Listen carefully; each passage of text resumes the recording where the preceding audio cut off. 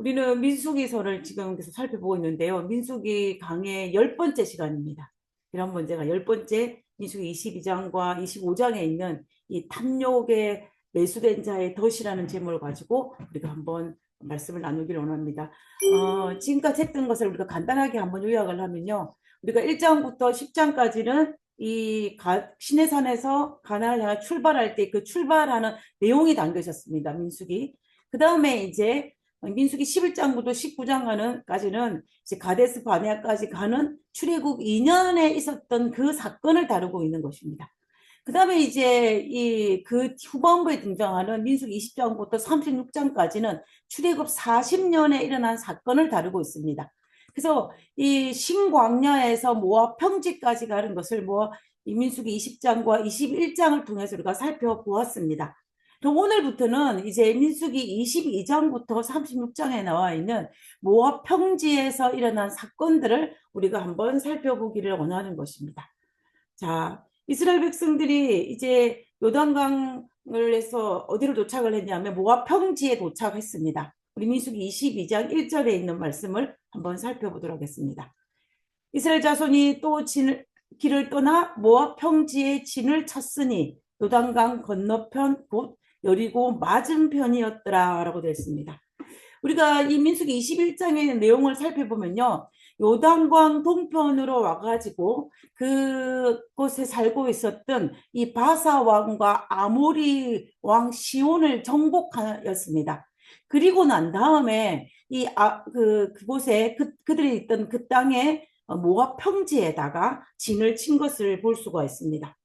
그런데 우리가 여기에 보면은 이 모압 평지라고 되어 있지 않습니까? 근데 여기서 딱 진을 친 거예요.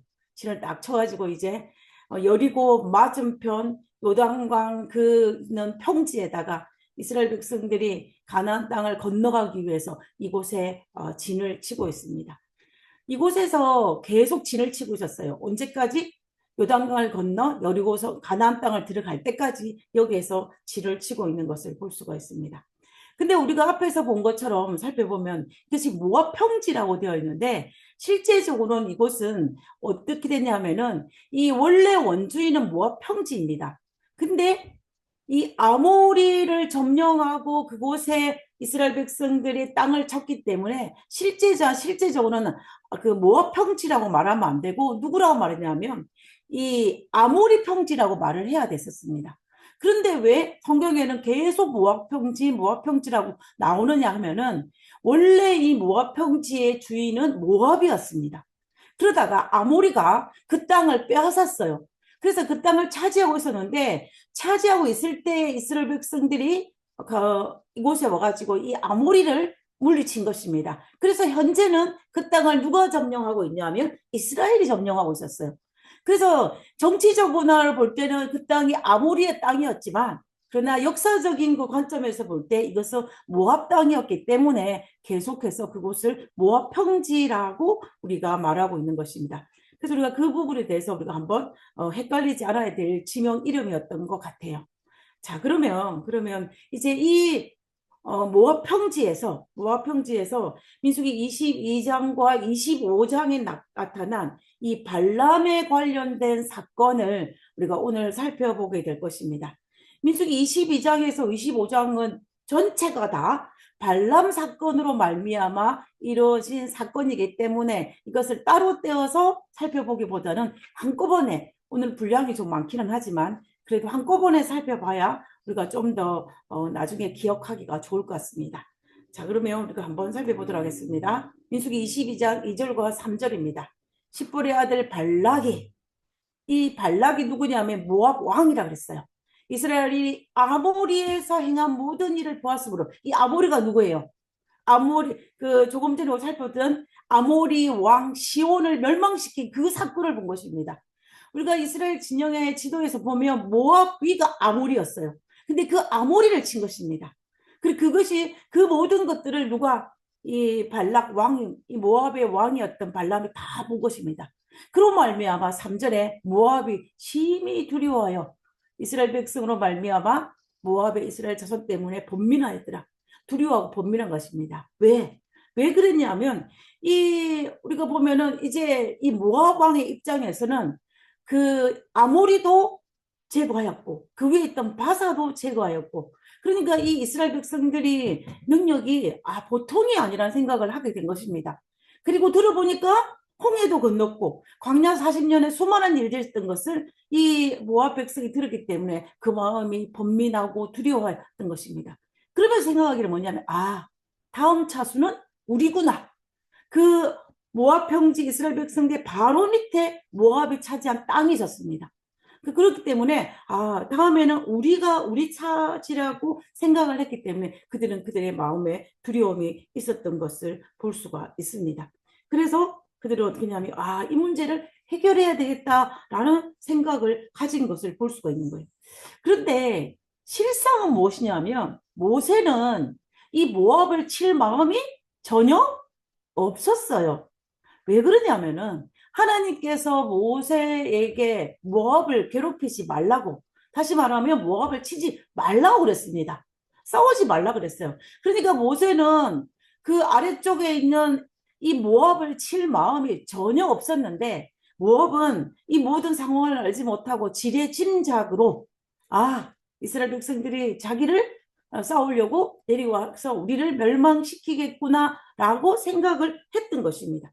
그래서 그들은 두려움에 사로잡혀서 방법을 고안해낸 것이 어떤 방법이냐면, 가만히 생각하니까 자기 힘으로는 누구를, 이스라엘 백성들을 이길 방법이 없다라고 생각을 한 거예요.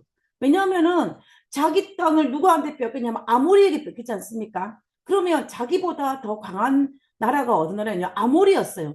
근데 아모리를 멸망시켰으니 이스라엘은 우리보다 더 강하다라고 생각을 한 것입니다. 그래서 그들이 아이디어를 낸 것이 어떠냐면, 우리 혼자 힘드니까 그 아래쪽에 있던 미디안 족속과 이 미디안 족속과 연합하여 가지고 우리의 어떤 그 육체적인 뭐랄까요, 물리적인 힘으로는 이스라엘을 이기지 못하니까 초자연적인 힘을 빌려 가지고 내가 이 이스라엘을 이겨야 되겠다라 생각을 한 것입니다.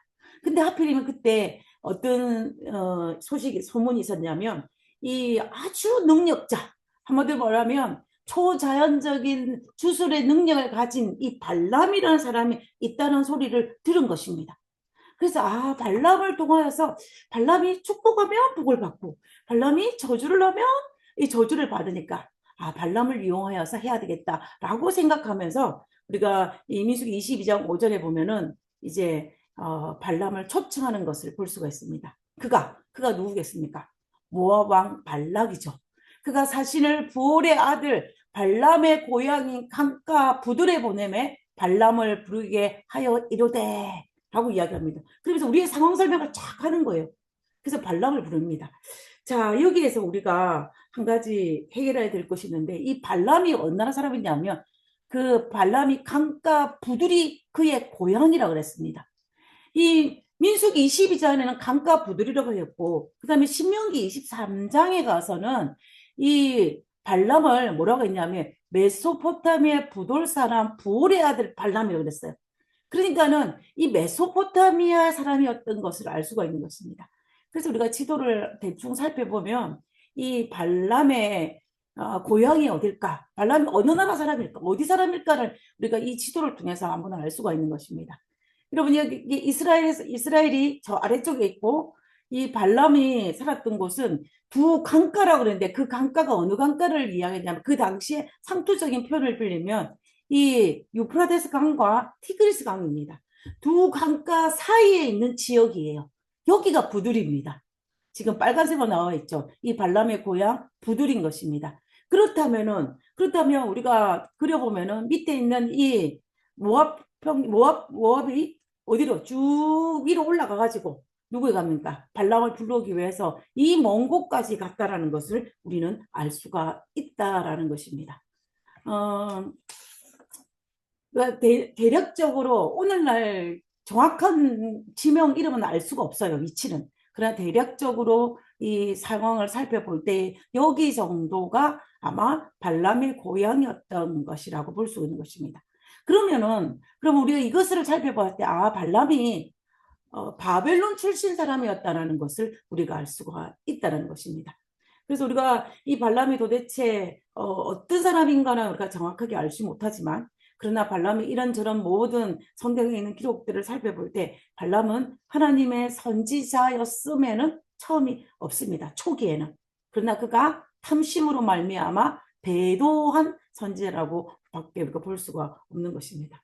결국 이 모압 왕 발락은 발람을 불러서 이스라엘을 저주하기 위해서 큰 뇌물을 가지고 이 먼 거리를 오가면서 발람을 부르고자 했다는 것을 볼 수가 있다는 것입니다. 그러면서 그 요청한 것이 뭐예요? 와가지고 이 백성을 저주해 달라는 것입니다. 그러면 내가 할 수 있는 모든 재물을 복채를 다 주겠다는 거예요. 그래서 이 백성을 저주하라고 말하는 것을 볼 수가 있습니다. 자, 민수기 21절입니다. 우리보다 강하니 청하건대 와서 나를 위하여 발락 모압 왕인 나를 위하여 이 백성 이스라엘 백성을 저주하라. 내가 혹 그들을 쳐서 이겨 이 땅에서 몰아내리라. 어떻게 하면? 만약에 발람이 와서 저주를 하면은 그대가 복을 비는 자는 복을 받고 저주하는 자는 저주를 받을 줄을 내가 알미니라. 지금 발락이 기대하고 있는 것은 바로 이 부분이에요. 아, 발람이 복을 빌면 복을 받고 저주를 하면 저주를 받았기 때문에 할 수 있는 모든 재물을 복채를 다 주더라도 발람을 데리고 와서 이스라엘을 저주하게 하기를 원했다라는 것입니다. 자, 이 모든 이야기를 다 듣고 난 다음에 지금 어떻게 합니까? 발람의 마음속에 물질에 대한 탐욕이 생긴 것입니다.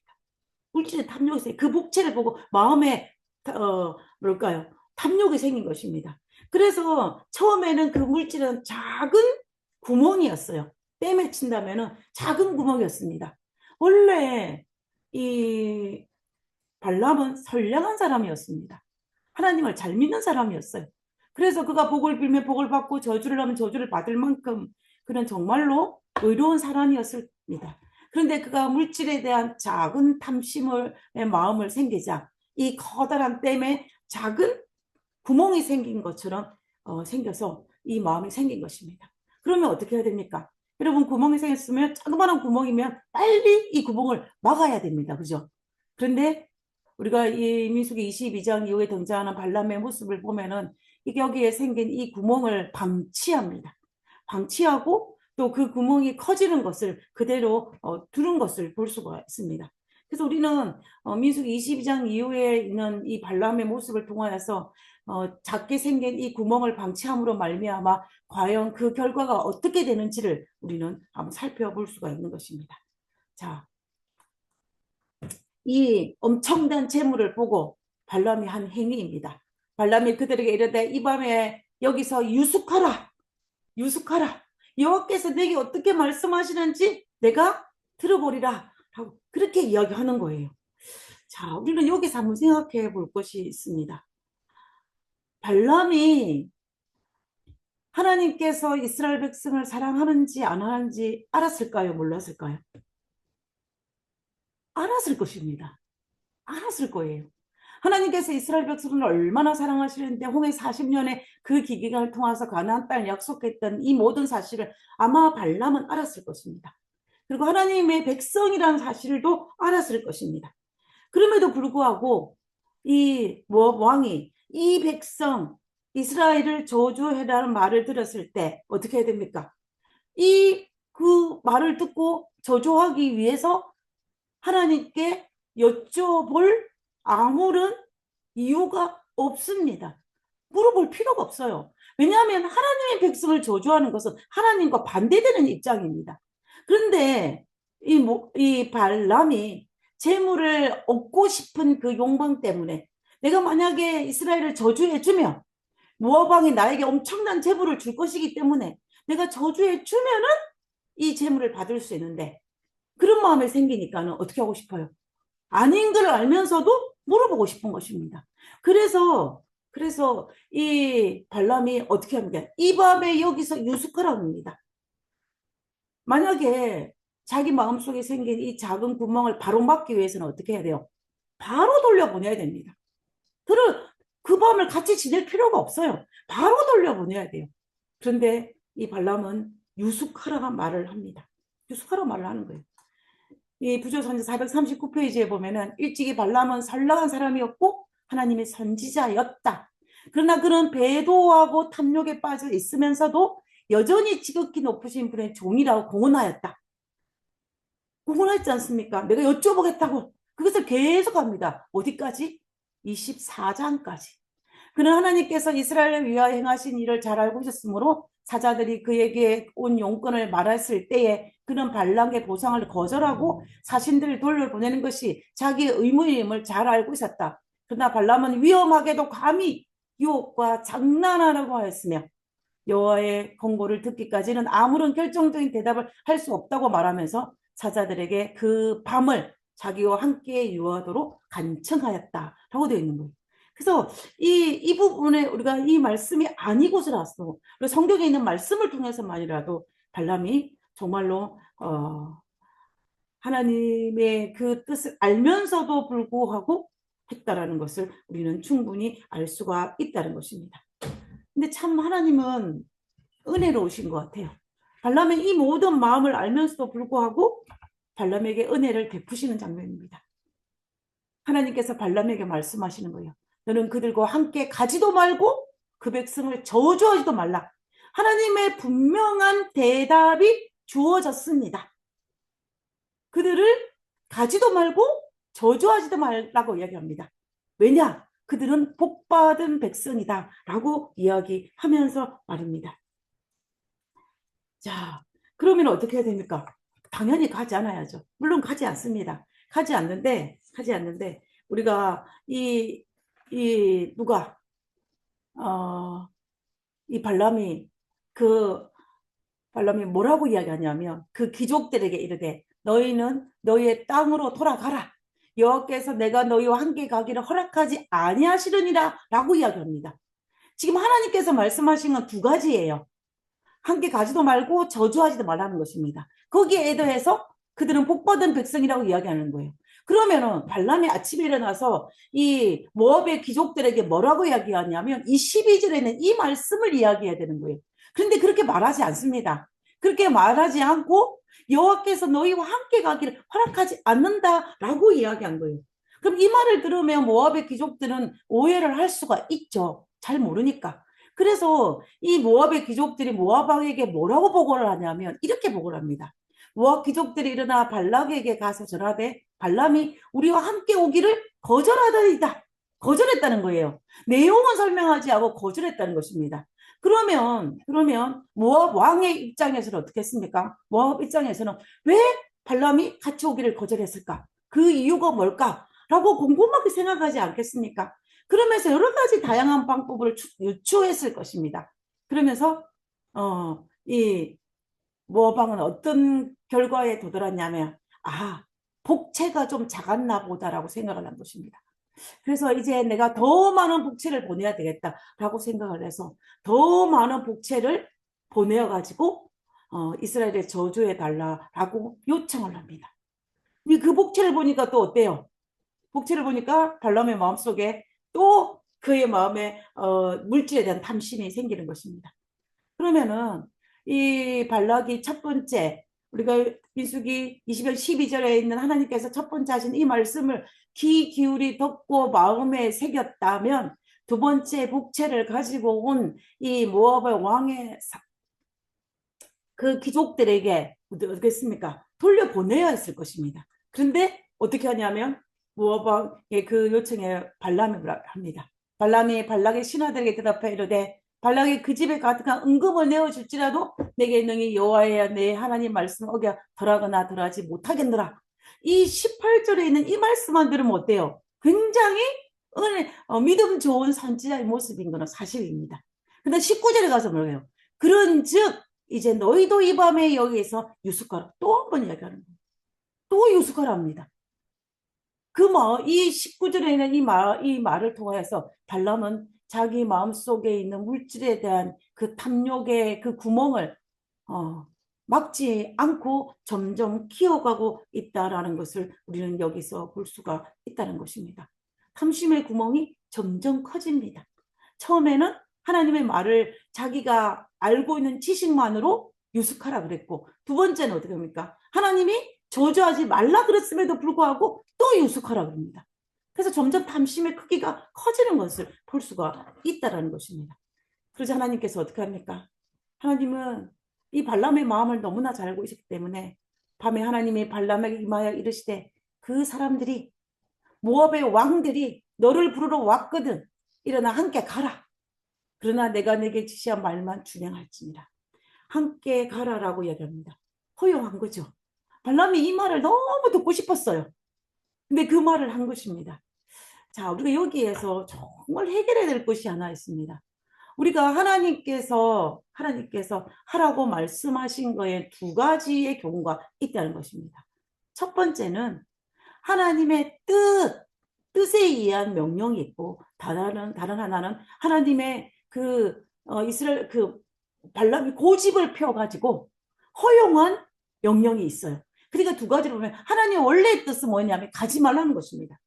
그런데 발람이 고집을 피우니까 허용을 한 것입니다. 함께 가라, 함께 가라. 이 이야기를 한 것을 볼 수가 있어요. 우리가 이런 예는 성경에 여러 곳에 있습니다. 성경에 아주 여러 곳에 있는 것을 우리가 볼 수가 있는데요. 우리가 가룟 유다가 예수님을 은 30냥에 팔려고 하지 않습니까? 그때 하나님께서 예수님께서 뭐라고 했냐면 보내면서 성만찬 예식의 끝부분에 보내면서 뭐냐면 내가 하고자 하는 일을 하라고 했습니다. 예수님께서 가룟 유다가 은산전에 예수님을 팔지 못하게 하기 위해서 그를 사랑으로 대우하셨어요.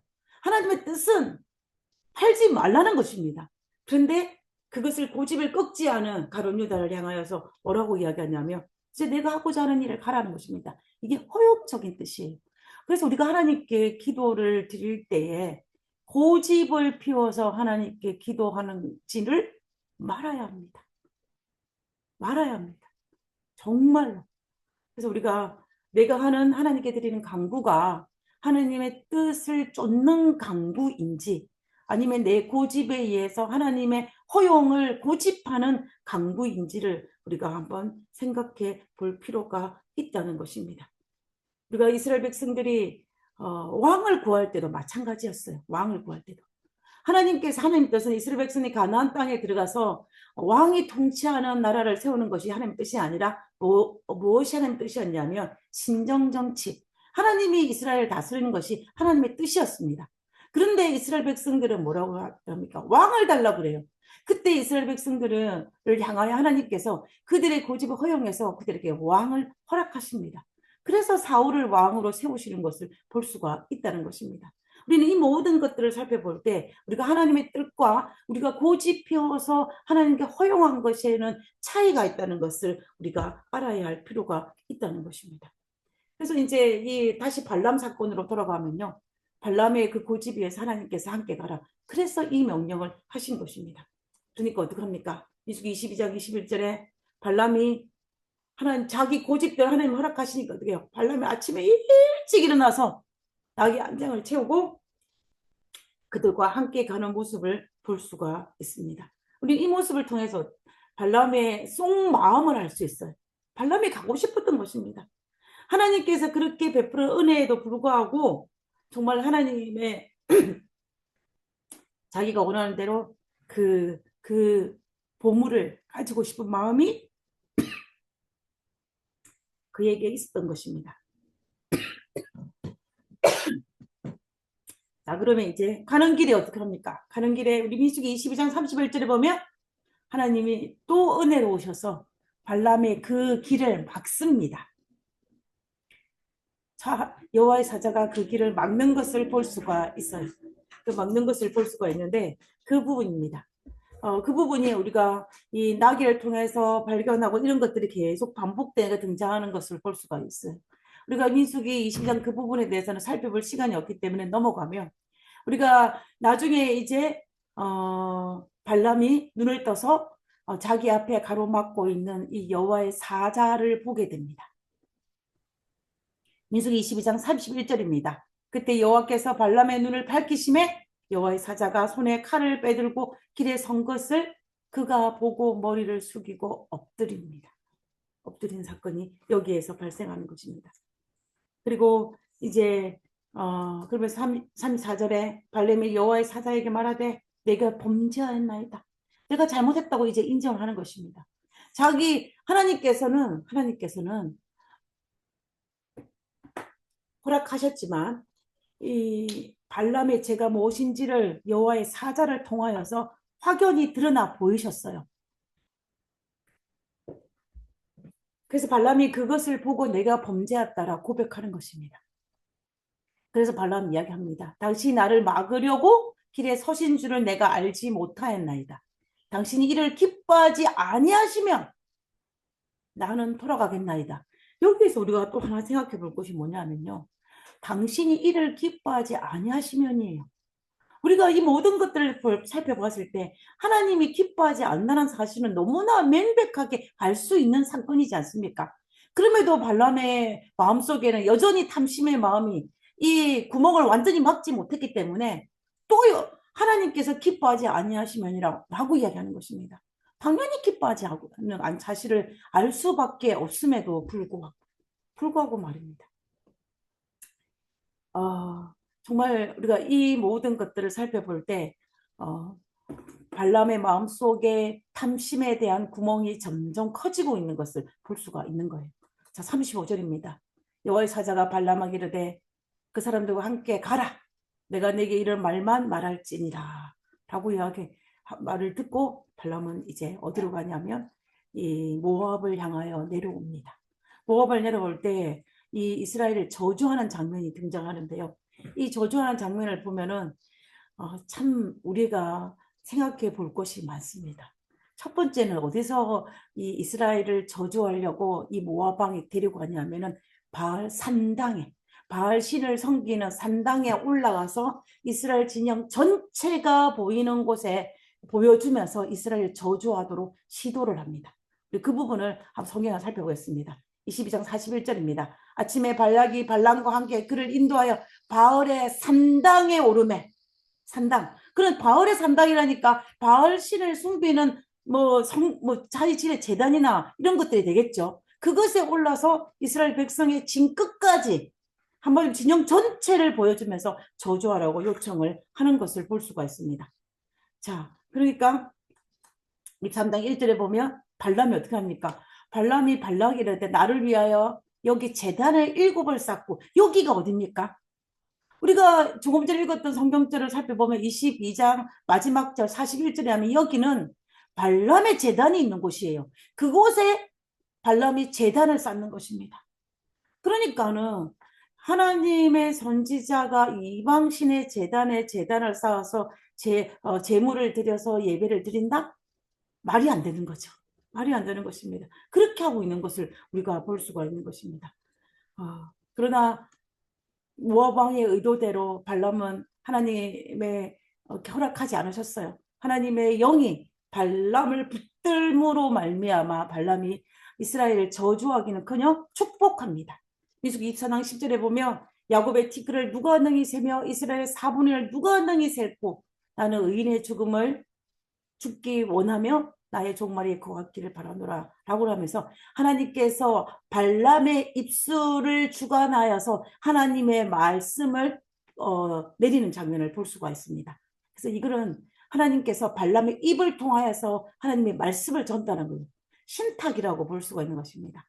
자, 그렇게 되니까 어떡합니까? 그렇게 되니까 이 발람이 이 모압 왕이 이제 이스라엘 백성은 진영 전체를 보여주니까 이런 일이 생겼나 싶어가지고 다시 어디로 데려가냐면 두 번째 비스가산으로 올라갑니다. 비스가산.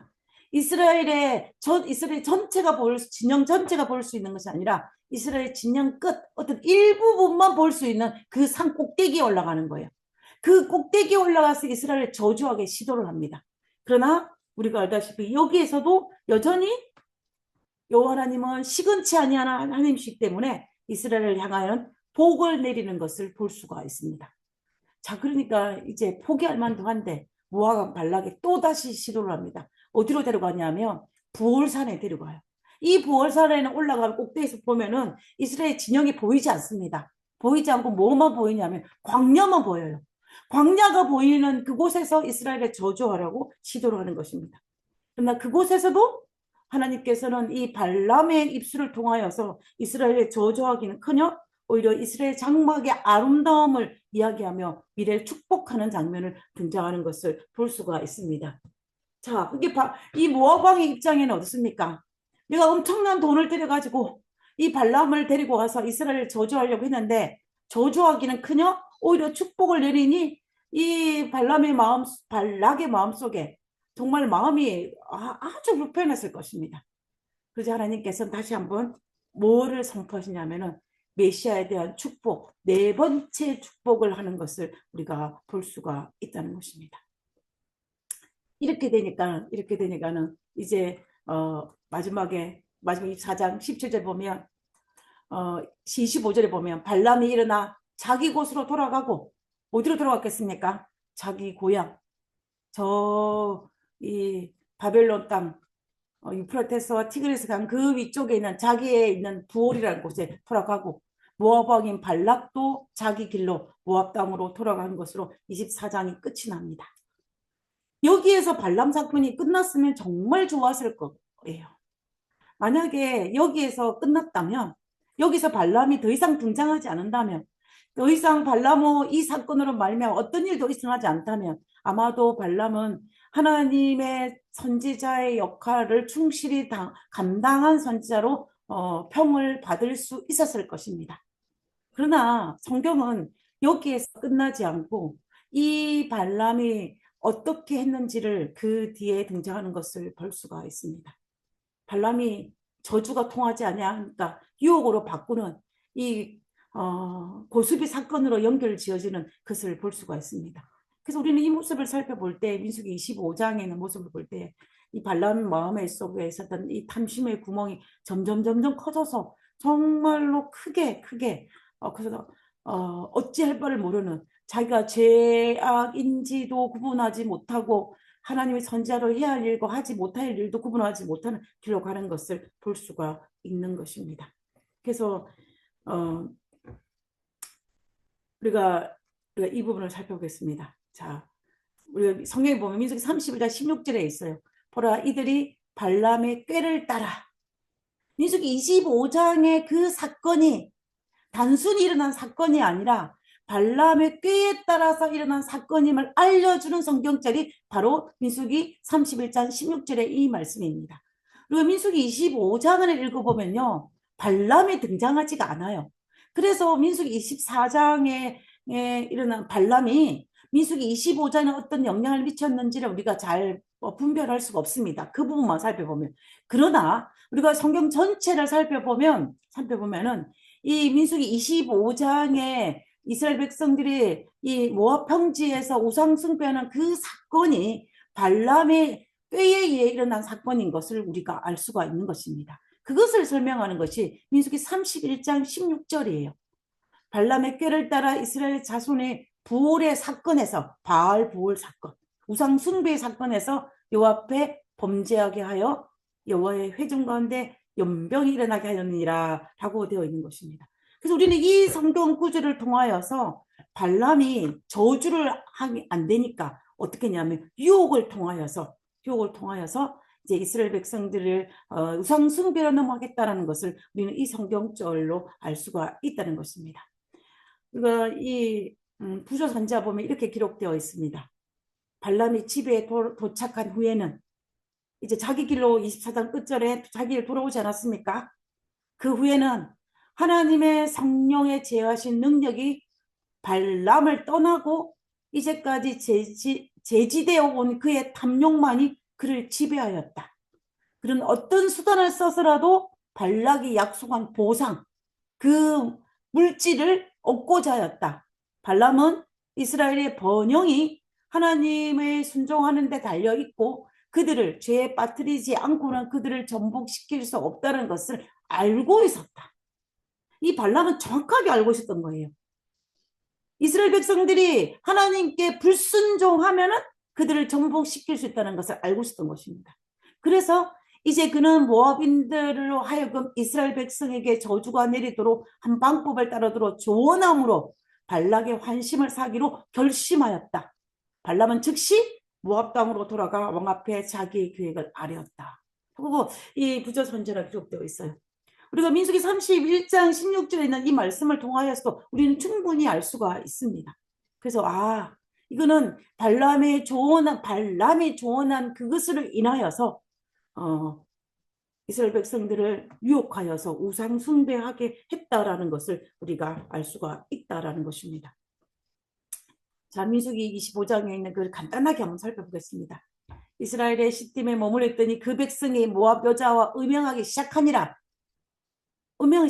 이건 누구의 조언을 얻어서? 발람의 조언을 얻어서.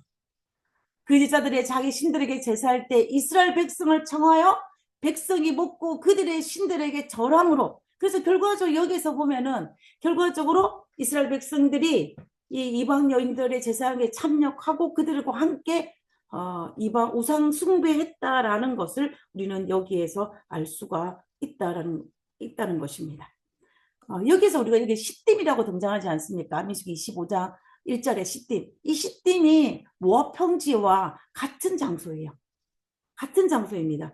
쉽게 설명하면 모압 평지는 넓은 지역을 모압 평지라 얘기한다면 작은 한 지역명 이름을 시딤이라고 하는 거예요. 그러니까 지금 이스라엘 백성들이 모압 평지에 진쳤을 때 장소를 모압 평지에서 시딤으로 옮긴 것이 아니고 똑같은 장소에 그 진영을 치고 있는데 부르는 명칭이 달랐을 뿐입니다. 달랐던 것을 우리가 여기서 생각을 하고 봐야 될 것입니다. 자, 그러면 자, 이 25장 3절에 이스라엘이 바알부올에게 가담한지라. 바알부올이라는 것은 바알이 신이고 부올은 그 산이에요. 그래서 바알부올은 결국은 이방신 바알을 섬기는 것을 이야기합니다. 그래서 이스라엘 백성들이 바알부올을 우상을 숭배했다라는 것을 우리가 여기에서 알 수가 있다는 것입니다.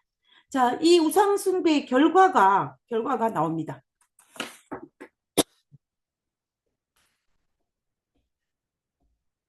그 우상 숭배의 결과는 그 연병으로 죽은 자가 몇 명이다? 24,000명이었어요. 24,000명.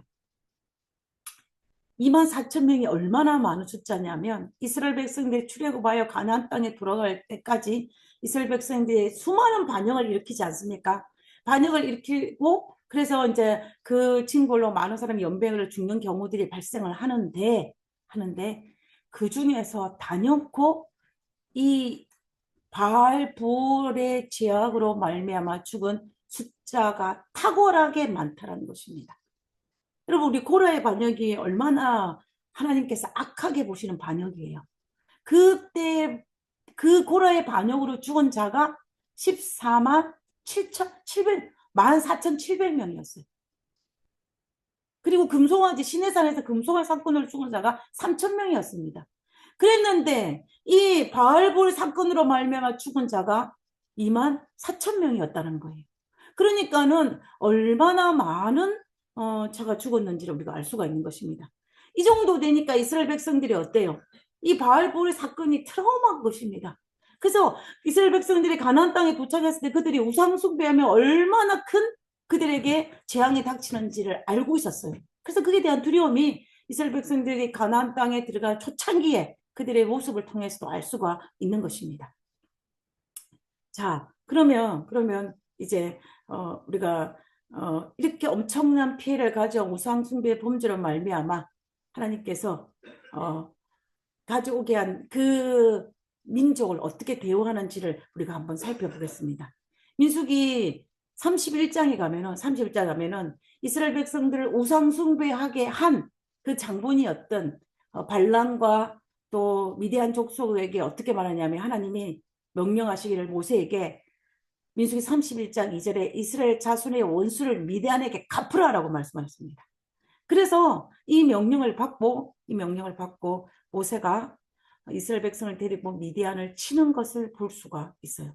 미디안을 칩니다. 미디안을 치는데 우리가 여기서 또 한 가지 생각해 볼 것이 있습니다.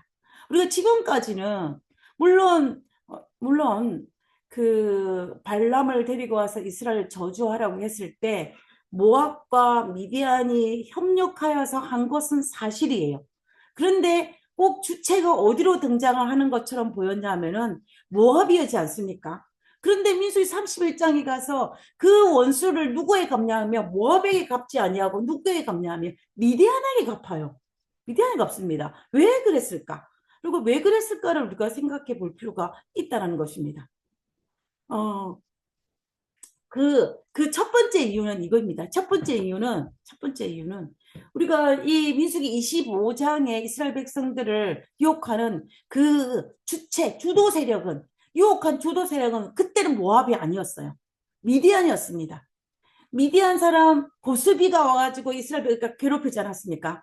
그러니까 결과적으로 이스라엘 자손에게 우상 숭배를 하게 한 주체 세력, 주도 세력은 누구였냐? 미디안이었습니다. 그래서 미디안을 공격한 거예요. 그리고 두 번째 이유는 우리가 앞에서 살펴본 것처럼 우리 신명기에서 하나님은 모압은 뭐 하지 말라 그랬습니까? 치지 말라 그랬습니다. 그들과 싸우지 말라 그랬어요.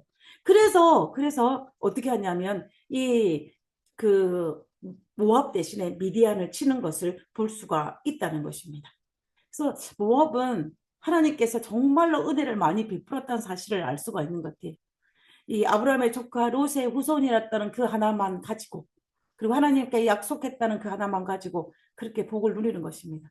그럼에도 불구하고 그들이 하나님을 향해서 대항하는 이들의 모습을 볼 때 얼마나 우리가 가슴 아픈지를 모르겠습니다. 자, 이 미디안과 전쟁의 결과입니다. 민수기 31장 7절과 8절입니다.